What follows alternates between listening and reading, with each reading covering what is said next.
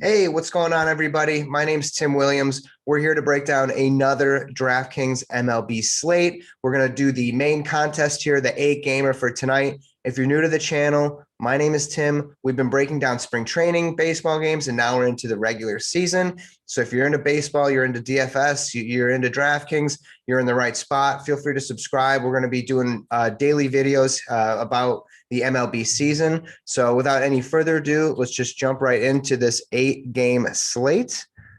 And we're going to kick it off with the Mets at the Phillies. It's nice to see the Mets back.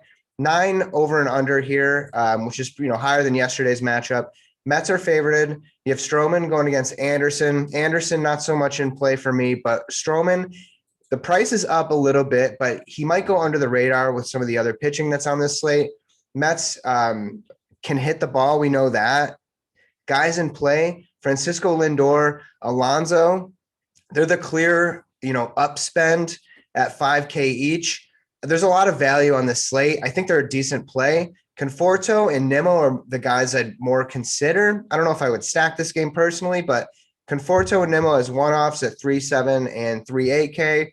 Both have success against Anderson. Conforto, 3 home runs versus Anderson. Nimmo, 3 for 6, 1 home run against Anderson. So if you're looking to squeeze a cheaper outfielder in there, those guys have a lot of upside. On the Phillies side, they can hit the ball. They can hit for power. They haven't really done so far, but they also strike out a lot, which bodes well for Stroman if you're thinking of going that direction. In play, McCutchen, 3.2K, great value. Bohm, 3.1, it's another value.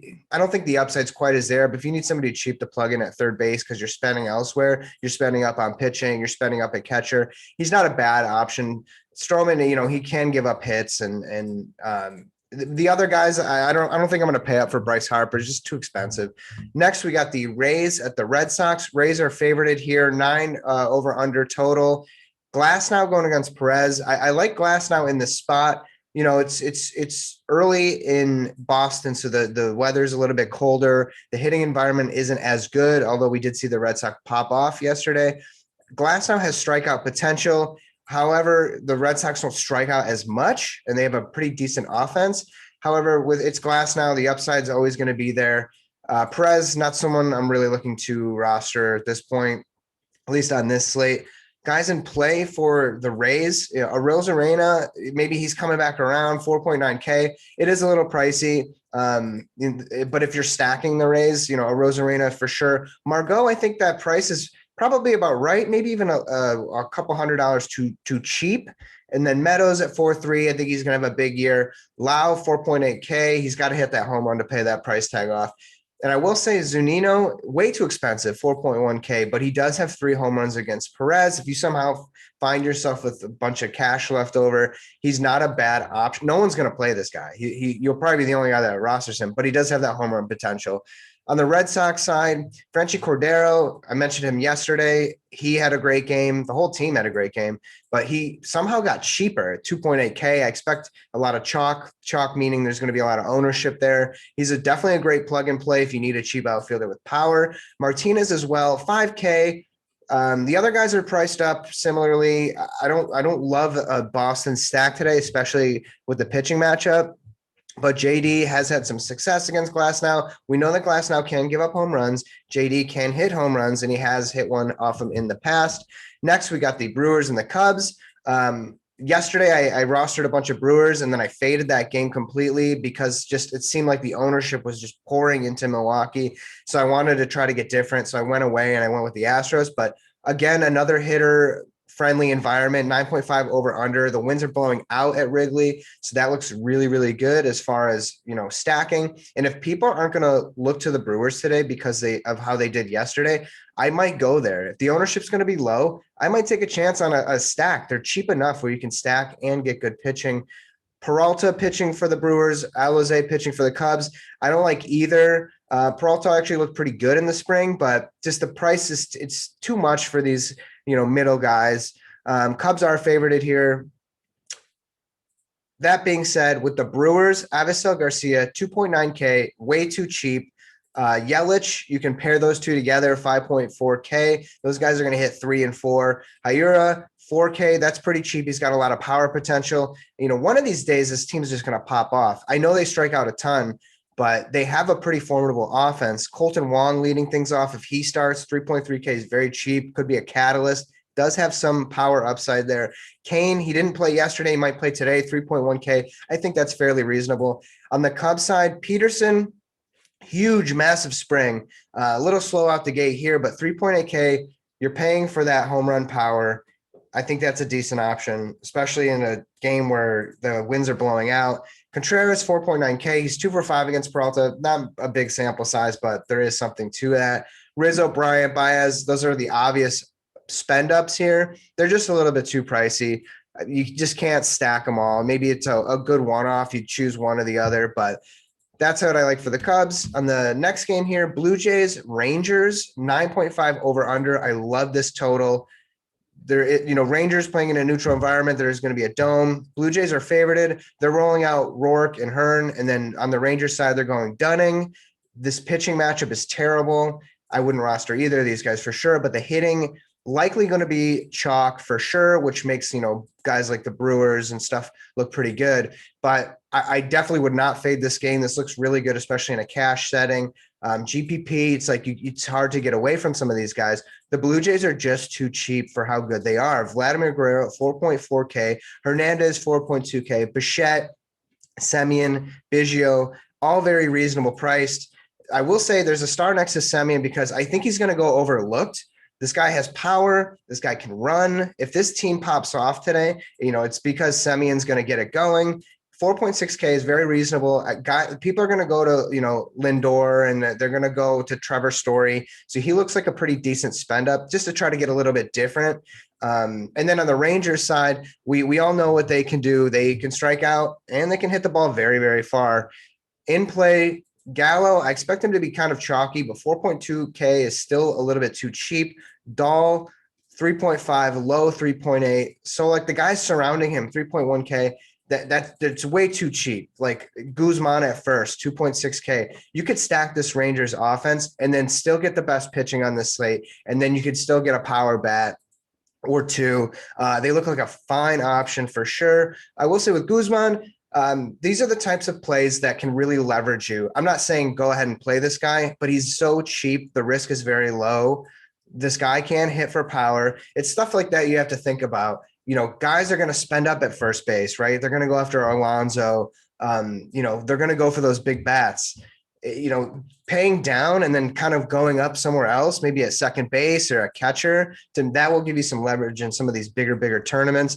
But this game in general looks like a go. Next, we got the Diamondbacks and the Rockies. Highest implied total, 10.5. However, the winds are blowing in Colorado, but it is still Coors Field, so we got to talk about it. Weaver going against Marquez. I don't like the pitching matchup at all.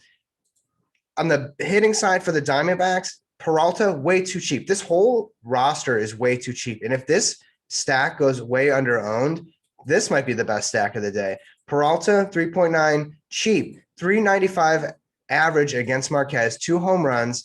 Escobar has a home run, hits 588 in 17 at-bats. That's pretty damn good for that sample size. Walker, 4.5K, has a home run against Marquez. Marte has a home run against Perez.